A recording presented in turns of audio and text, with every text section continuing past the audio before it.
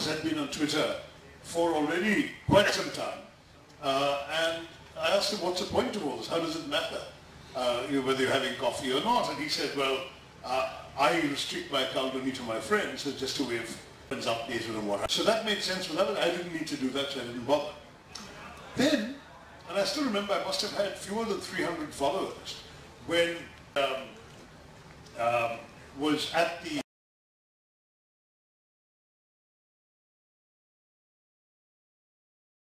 election counted in May of 2018. There's this big hall and all the EVMs are brought and the returning officers are counting, and candidates are allowed to inspect. They have their representatives there, taking one in and out, and each round, in my constituency I think there were 8 or 9 rounds. Of each round the vote tally being announced. This is my first experience. I had lived all my life on. So coming in as an adult and a voter was itself new enough. Being a candidate was newer still, and watching my own constituency results being counted was thrilling. So partly out of that excitement, I started tweeting the results of each round. And to my astonishment, I saw my follower count going up. And by the time I tweeted the final round, I had gone from whatever, 300 followers to well over 1,000. So I said, wow, as a politician, an audience of 1,000, who wouldn't want that? So I said, this is useful. Then I started putting out other messages. And my followership kept counting. In fact, I still remember that when I hit 10,000, there was actually an article about it in one of the Delhi newspapers, because I was the first politician to get anywhere.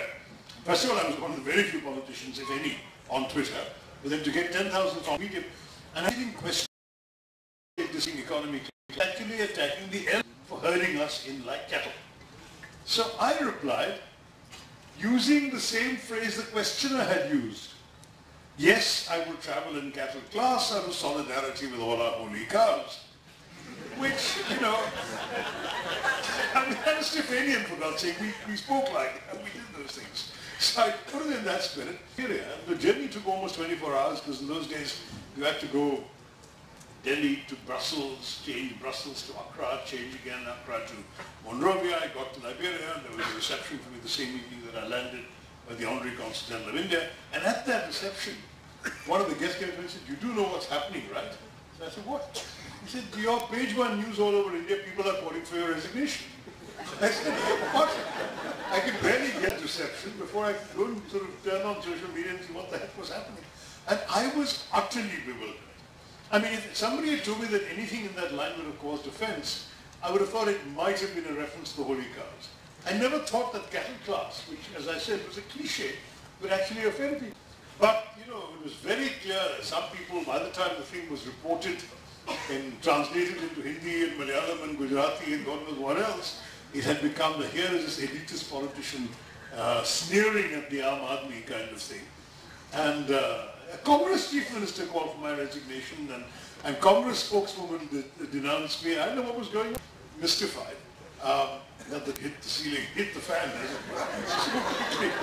But at the end of all of that, the whole I got it 3 consecutive days, or 4 consecutive days, before Manmohan Singh said to a journalist, for God's sake, it was only a joke, to that effect. I mean, it was only a joke.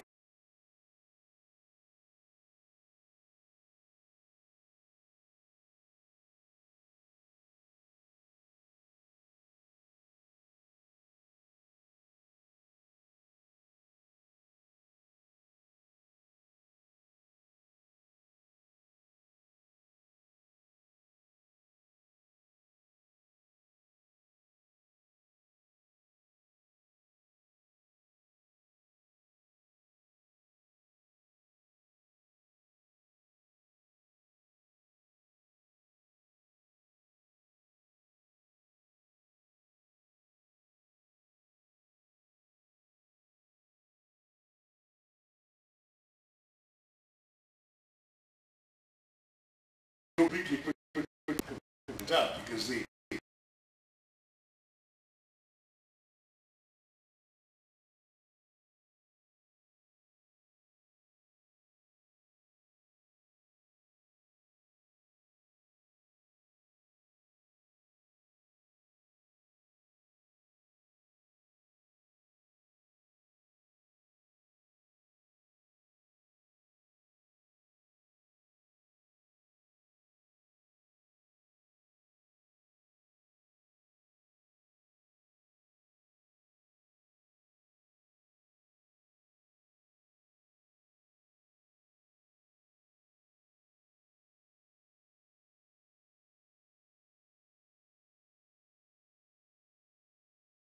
the exciting prospect.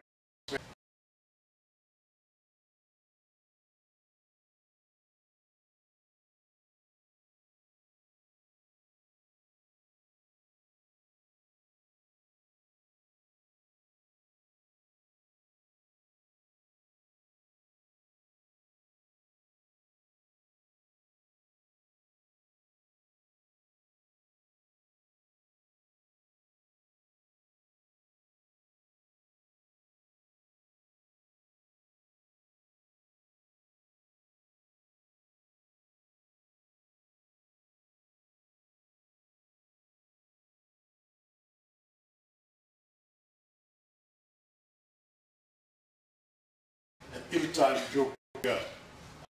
Picture of a minister that might have been a more interesting story to pursue. Anyway, I look back on all of those things and 10 other controversies like that. I mean, when I said on a visit to Saudi Arabia that Saudi Arabia is a valuable interlocutor for us,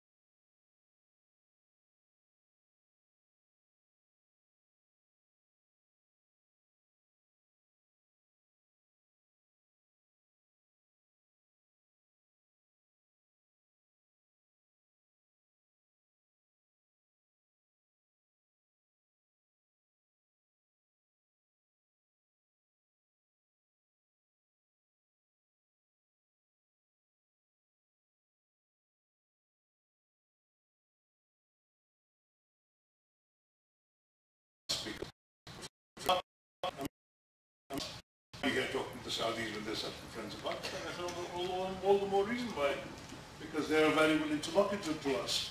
That was deliberately and maliciously blown into meaning intermediary, which it doesn't. An interlocutor is somebody you're speaking to. Right now, I'm your interlocutor. You're my interlocutor. That's all it means. And again, it was a word that was very common in UN circles, less common in India, so that those who had malice were able to make, again, a big story in headline news and so on about it. In fact, even cast a shadow on the Prime Minister's trip, which to my mind, showed in many ways both the irresponsibility of the media and the dangers in many ways of social media as a vehicle to put forth these ideas. So I'm afraid that my first year or so was quite an Agni Pariksha. But still you will see an interview of mine with the Helka magazine, Harindra Baweja, in October or November of 2009, in which I was asked about all of this, and I said, look, India said then, every serious politician will be on Twitter because it's an invaluable interactive medium. I published it at that time with that exact line. As you know, I didn't need to wait 10 years. That I was saying, but even the very name Twitter doesn't sound like a fit medium for a serious question. Why are you doing it? The answer was, you think Google and were very slightly juvenile sounding, but they are instruments that everybody's using. The same thing will happen to Twitter. And it didn't it? So, 2014 onwards, or in the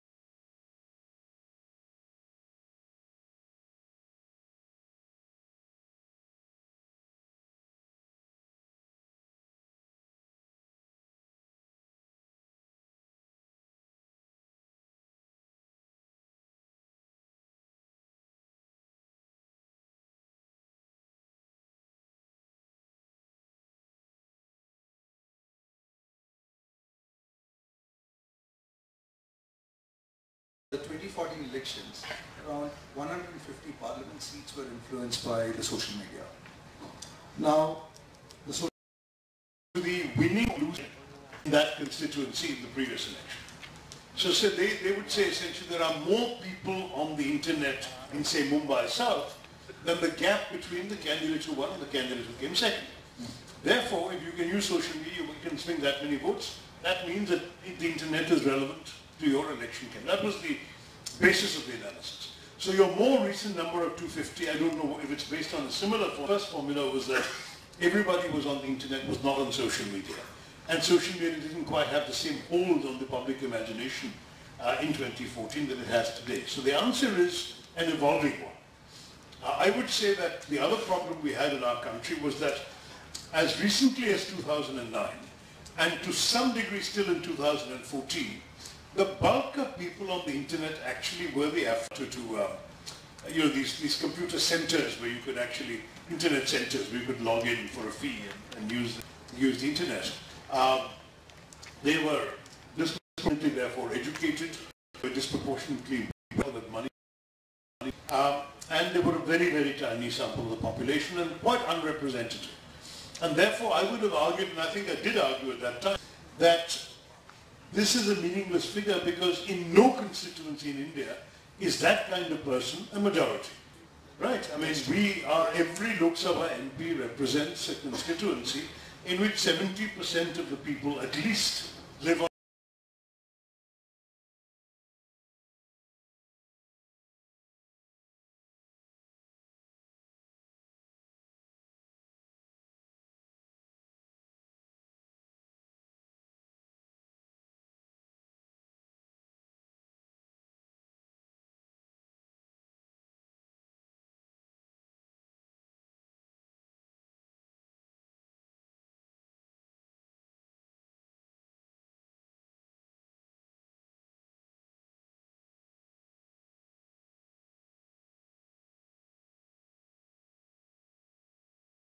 less than $2 a day, the World Bank. So where is the disposable income? But what has changed between 2014 and now, and what will change dramatically in the next 5 years to the next elections, is the number of people having access to the internet and therefore to social media on their mobile phones. Mobile phones have become cheaper than 5 years ago. 4G connections are more widely available and cheaper than 5 years ago. And data now is in every phone. So there's constant sort of, affluent people complaining that their drivers are driving too fast so they can get them to the place where they need to drop off their bosses and go back to the movie they're watching on Netflix on their phone. This kind of stuff is happening. Now in those circumstances, potentially social media can have a real impact because for the first time it can reach a majority of voters and not just an affluent minority. But is everybody with a 4G connection and a mobile phone actually on social media, or are they just using it to watch movies and cartoons and so on? Very difficult. There's no scientific data available to the best of my knowledge. Somebody could conduct a survey, I'm not sure they have. But the answer to this question would be only scientifically established if and get to a point where you know that the majority of your voters is using social media, they're being influenced by social media, they're passing on messages on social media, undoubtedly a significant minority, maybe 25-35% of your voters, so they can't avoid them. They are indispensable. Whether they're a majority, as they would be, say, in America, impossible to say, I think not. And certainly, for example, whereas in America today, I'm told by friends in politics that to have a rally or a public gathering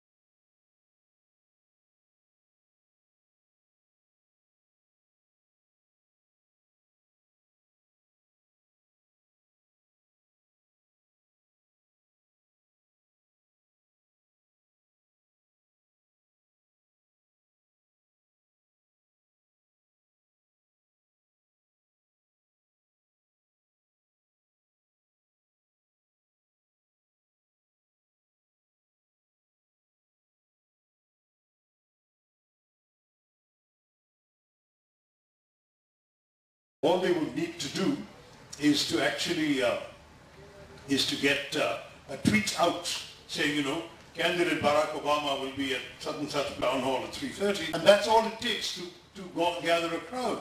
Whereas in India, that's still not true. I mean, if you want to assemble a crowd, you still go the old-fashioned way, get the party workers to knock on doors, send a jeep ahead with a megaphone announcing.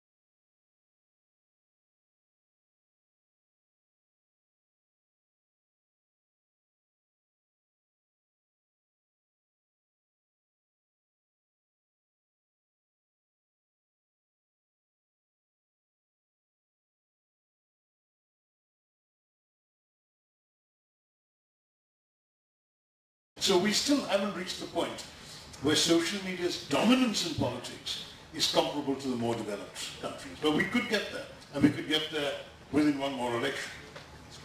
Coming to the question, because your political stance are known in most of the political Oh, circles. sorry, fake news. I haven't. Do Fake you want me to come to that? Yes. You're just repeating that? Yeah, so on fake news, this is actually very dangerous. I suspect you've already been talking about this today.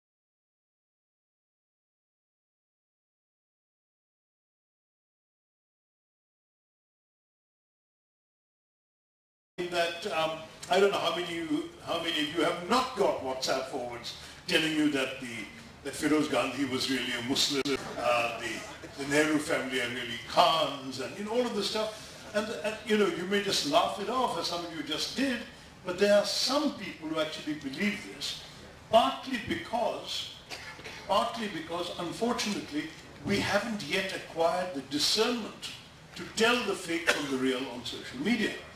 See, don't forget that till not long ago, the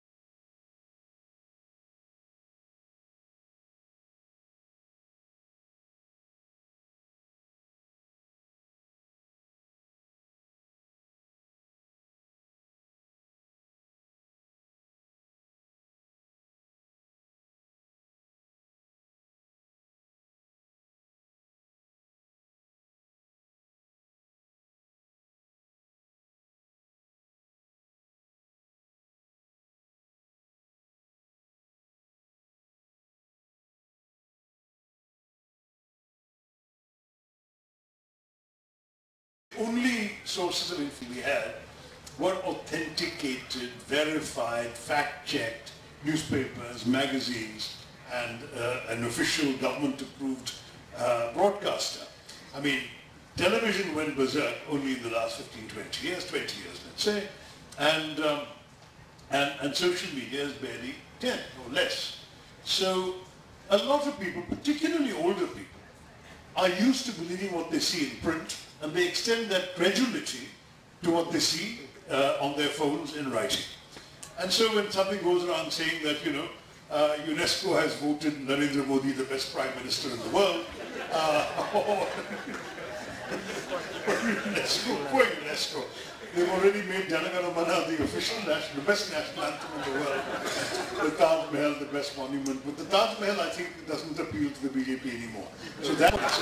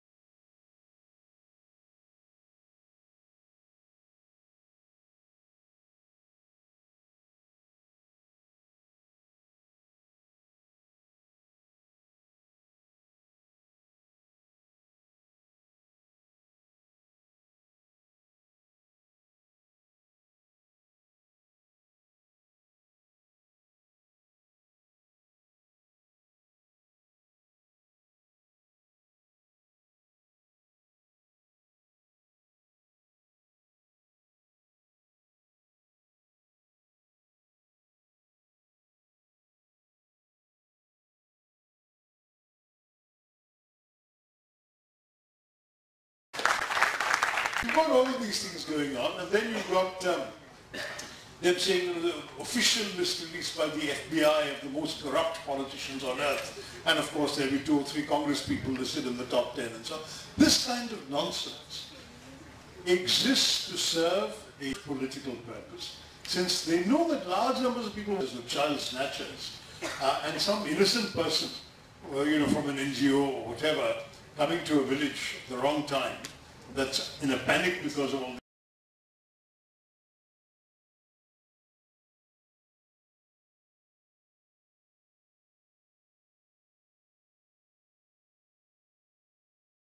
in cities, because of a fake WhatsApp forward or whatever forward it was that claimed that Northeasterners were busy butchering Muslims. Yes. And this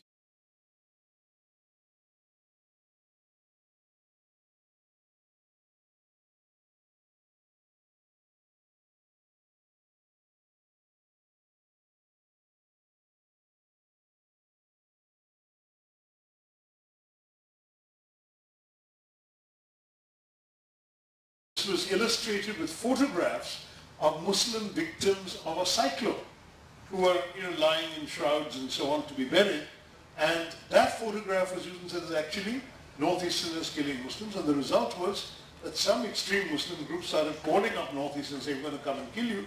The Northeasterners got into a panic, and there was a sudden rush, especially in Bangalore.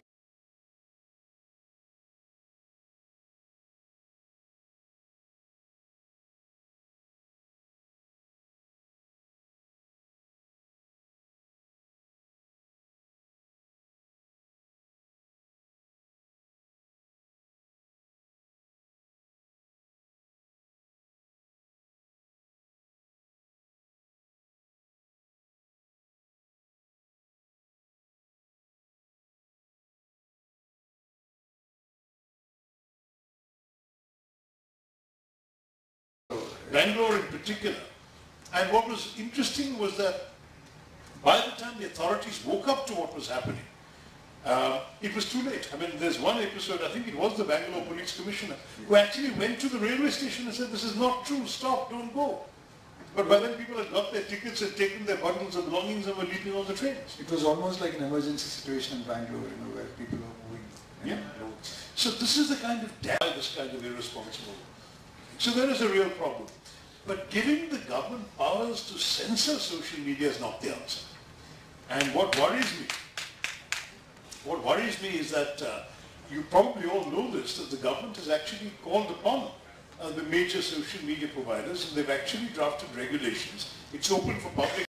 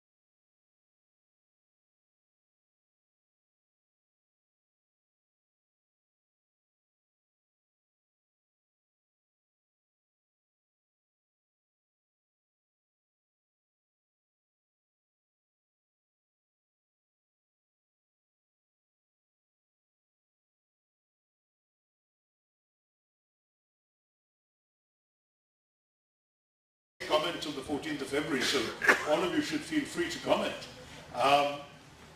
Drafted regulations which would empower the government to order any service provider, which means not just Google, Facebook, Twitter, whatever, but even the person providing the server, even the person providing the browser, the company providing the browser, anyone can be ordered to take down any content the government deems offensive. Now, since the free hand has been given to the government, tomorrow it could mean that any post that's hostile to the BJP would have to be taken down. Exactly. So that comes to the next thought. The democratic values is not being followed in the internet. Though internet was able to express everybody in a much more free manner to communicate with the people. But you see the values sabotaged. And the value? the democratic values, completely, the equality, equity, it's all propaganda-dominated activities which is happening in the social media. Right. So from people's perspective, you being an influencer, we want to know how do you handle restraint when you're being trolled, when you're being, propaganda is being activated against you? It's hard, Matthew, because we're all human, and when offensive and hurtful things are said to you, you would obviously our own behavior and the outcomes thereof. So my thing has been to stick it out. I have partly, of course, grown a thick skin, a thicker skin than I had, and I've partly also learned to just shrug off some of the viler comments, because I think the times when that would really have hurt me and bothered me are now behind me, because I realize that that's simply not something. We lost that. I think the battery's down on that. I've just discovered that you can't afford to get hurt, otherwise you'll spend all day getting hurt. If you go on my Twitter timeline, at any day of the week, you will find so much of violence and abuse directed at me. You'll wonder, why does this poor man take it? And the truth is, I don't entirely take it, I don't read a lot of it. I don't read most of it. There isn't enough time because there's so much out there. So I'll dip into things just to see what people are saying, and becomes fairly easy with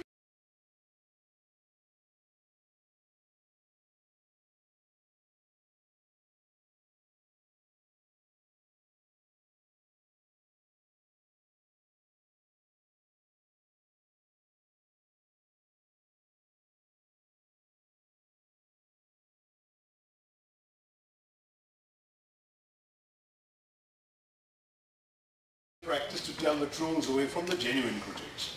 And that's the way I try and deal with it. I think the mic was deliberately put off because we have always to the time.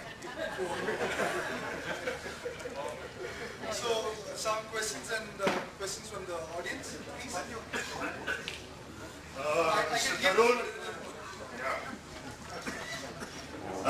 Now since it's becoming more and more clear that the writing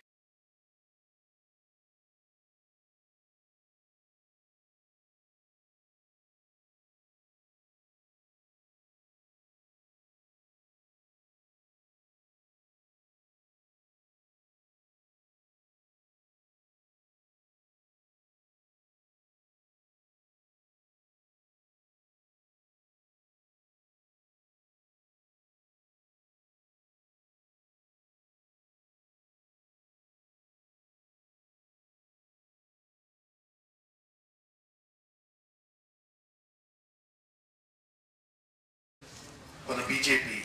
In the worst case scenario, a 9 p.m. breaking news by Mr. Modi, beginning from now, all social media, everything is shut down. When this happen, how do we deal with it? I don't think it happened for a number of reasons. Number one, it won't fit in with their own strategy, which is to use, misuse and abuse social media.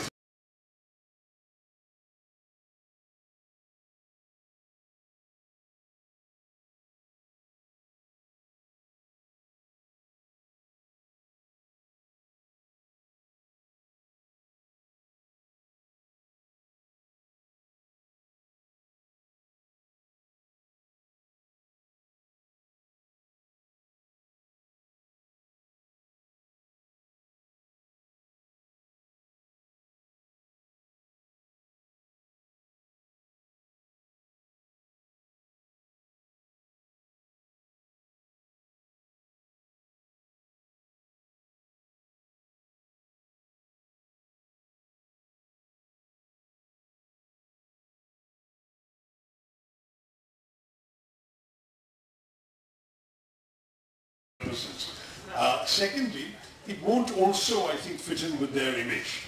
I mean, they're trying to convey this. I mean, Mr. Modi was always this kind of guy, even when the build-up to his candidacy in 2013. If you look at all his social media posts from that period, and the pictures and so on going around, it was of somebody who was not just a classic Hindutva RSS pracharak, but somebody who was comfortable with a trishul in one hand and a mouse in the other. You know, that this is someone who was comfortable with the high-tech world and modern techniques and so on. So I just don't see them doing that. It would just undermine too much of everything they have built up over the last few years. I mean, how can a man who is the second or third most popular, most followed, not popular, most followed politician on earth, shut down the very medium that gives him that protection? So I don't think he'll do it. You needn't worry about that. There are other worries. I mean, you've seen, for example, the way in which the mainstream media seems to have been handled, which is through very subtle pressure rather than open blunderbuss. That is that editors seem to get calls less and less, and proprietors get calls more and more.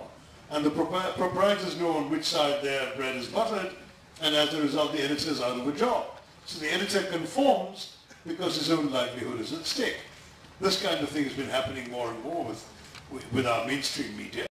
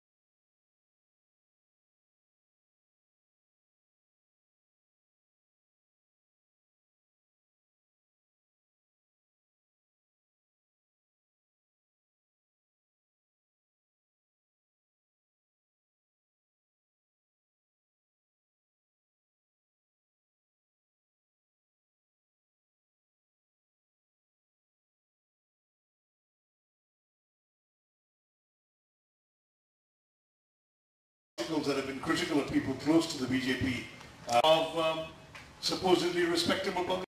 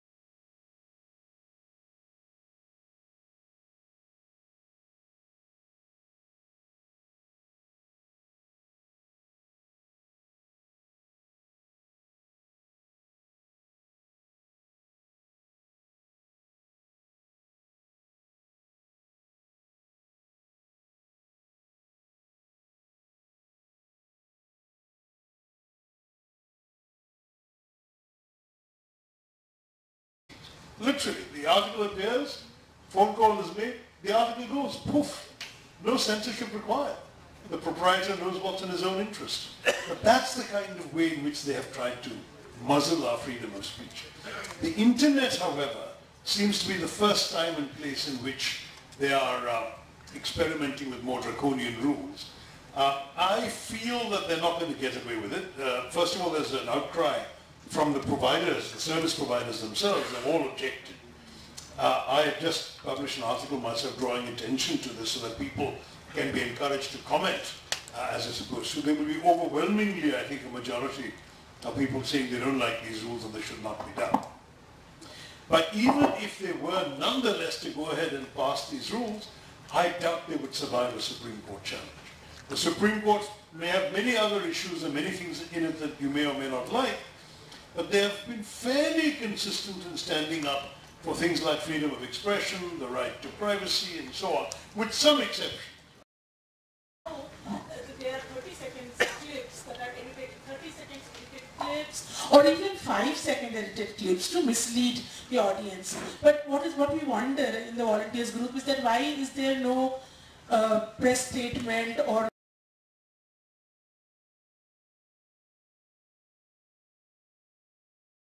a formal statement coming from the party dismissing the news, because it seems to be the policy to sort of ignore the fake news. So just a question. It's not so much ignoring it, it's fighting it on the same medium where it occurs.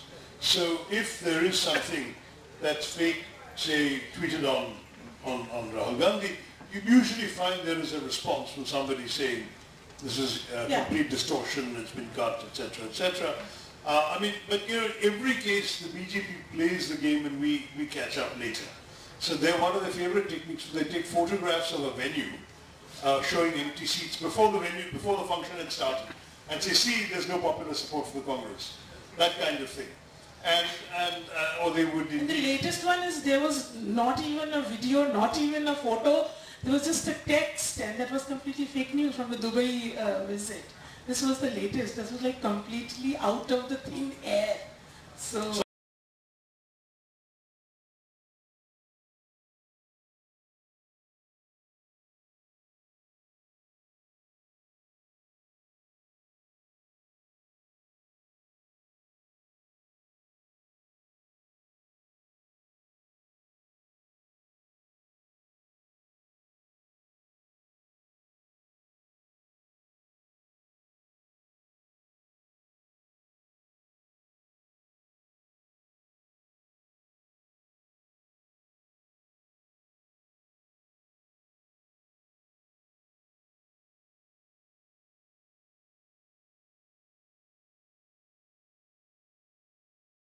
sorry, what was this about?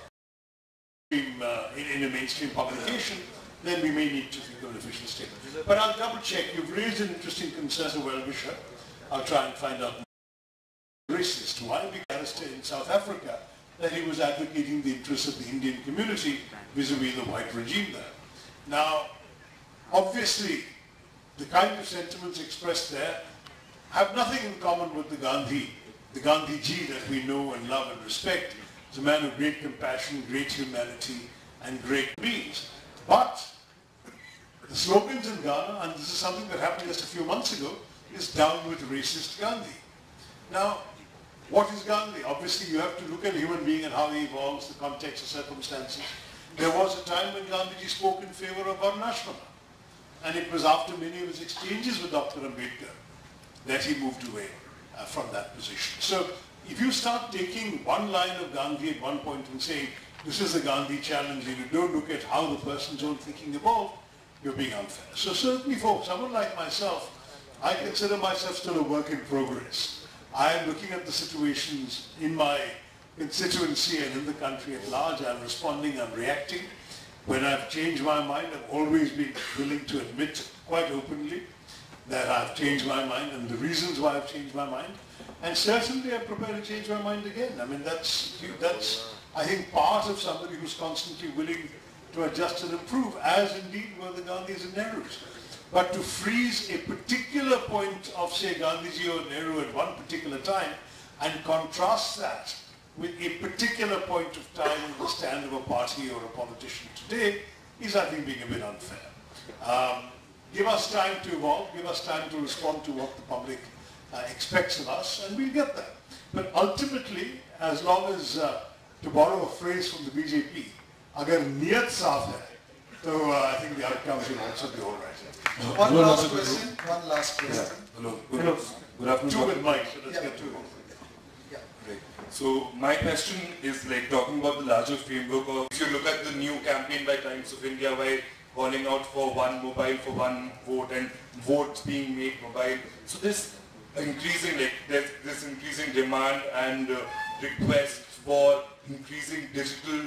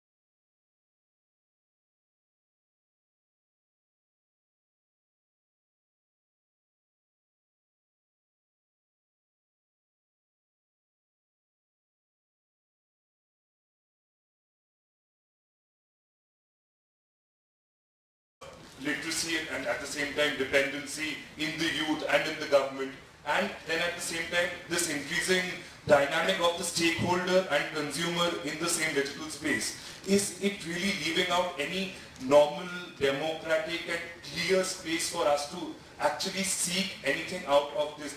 Like, not about the government that UPA runs or NDA runs, but it is also about what can the integrity of media with special respect to digital will offer us, because then you've gone from Lucknow to Tiruvananthapuram to work for a living, you're not going to be able to vote. Is fair? Is that just? There are some genuine questions that can be addressed, to which perhaps a securely enabled internet solution can be found and would be the answer. That's why I'm not prepared to dismiss the digital space as you seem to be doing. But to my mind, it enhances democracy rather than dilutes it, provided both have security and you have transparency. So there are ways in which those can be assured. Then for an activist like you, as you say you are, you can be active in the democratic space, both digitally as much as in the streets. I mean, that's all the way the world is heading that way. You look like a young man, you've got a long, long time ahead of you. Technology is going to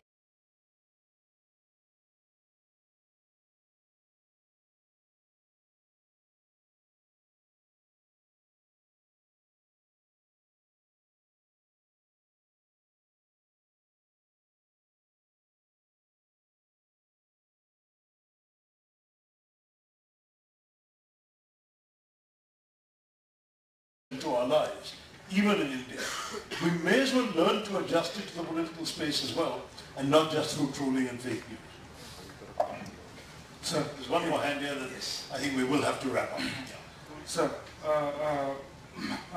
since last 4 months, here in Maharashtra, more than around India, more than 12 human rights activists has been arrested by Maharashtra government, Delhi, Goa, and there is now they are kept in jail.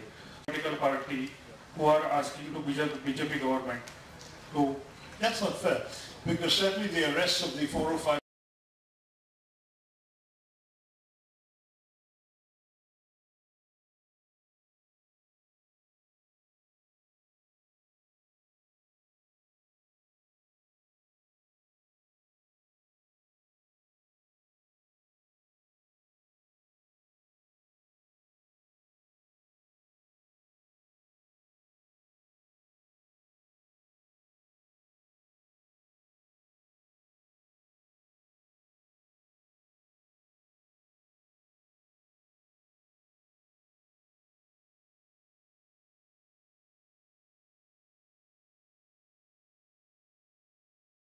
thinkers and writers.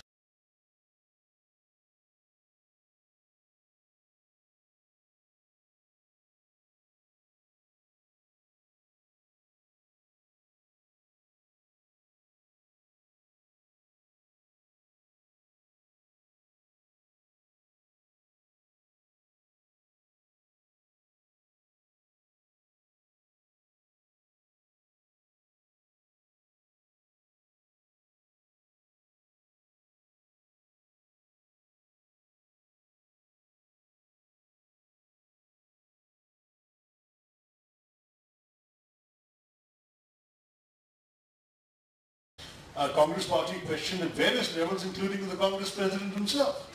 So it's not fair to say we haven't questioned it. We don't want to give the government a free pass in using the excuse of national security to arrest people who are just expressing their own views. And we've just seen now sedition charges being levied against students at JNU. We have opposed that, we've critiqued it. I do want to, I'm somebody who actually has introduced a private member's bill 3 years ago that would simply rewrite the sedition laws in order to make them more compatible with existing Supreme Court judgments, which say that an act of sedition has to require actual incitement to or commission of violence. And if there's no incitement to violence, it's not sedition.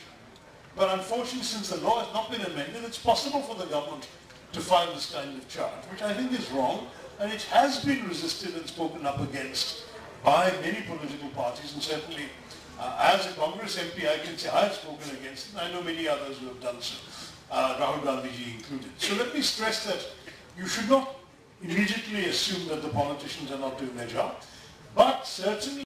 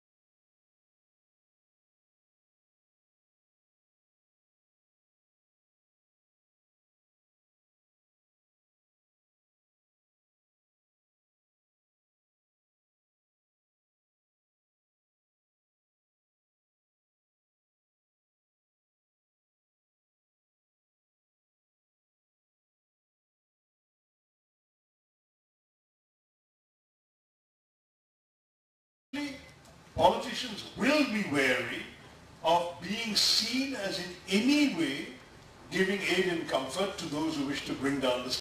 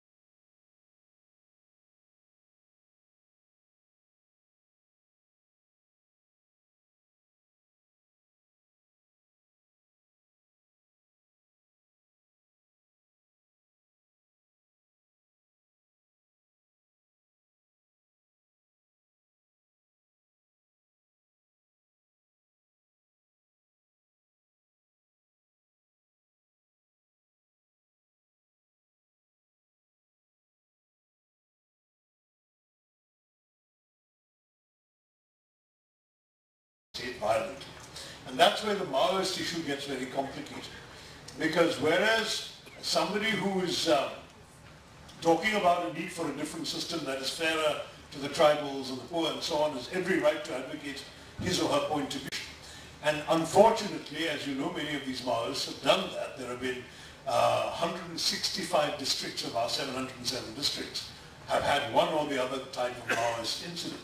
And in those circumstances, no mainstream political party is ever going to sympathize with people who've done that. So we have to take a stand for human rights, freedom of expression, liberty of political activism and so on, while at the same time not seeming in any way to endorse those who have resorted to violence against the state. And that may be the distinction that wasn't clear to you, but I can assure you that on the former, on human rights, we are completely with the individuals who are legitimately exercising the rights granted to them by our Constitution to stand up and speak their minds, write their minds, whatever, propagate their views. We will only draw the line when it gets towards violence of any sort. Thank you all very much. Yeah, I'm really thankful to Dr. Tharoor to have taken time to come and speak to us. Thank you. Huge thank you to Dr. Tharoor. Thank you so much, sir, and Matthew Anthony for that enlightening talk. I'm sure all of you are hungry. We are going to have a very, very quick 20-minute lunch break.